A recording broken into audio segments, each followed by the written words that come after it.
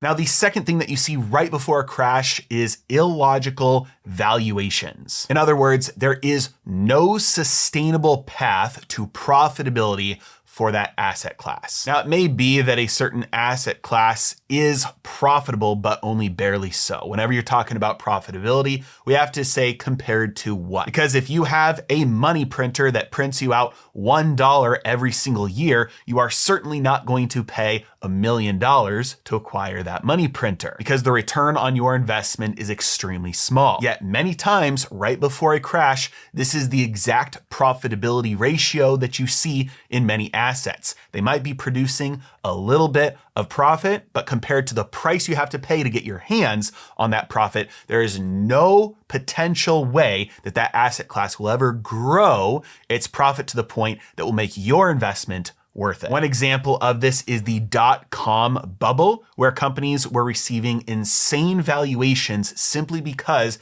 they attached the words .com to their name in order to capitalize on the internet craze. We've all heard of companies like pets.com that ended up going bankrupt simply because there was no real business there to begin with. You can even look at companies like Amazon, which obviously today is one of the most valuable companies in the world, but it was not immune from this effect. It was an internet company and had a massive bubble with a massive crash. Now you can plot this average growth that happened before the dot-com bubble and the average growth that it had after the dot-com bubble. And you can see that if you just ignore this big bubble and the big crash, it continued fairly steady on that average trend line. But even a powerhouse like Amazon was not immune to the illogical valuations that .com and internet companies were being assigned. And at these prices, even Amazon was illogically valued. In other words, it was way too expensive for the money that it made at the time.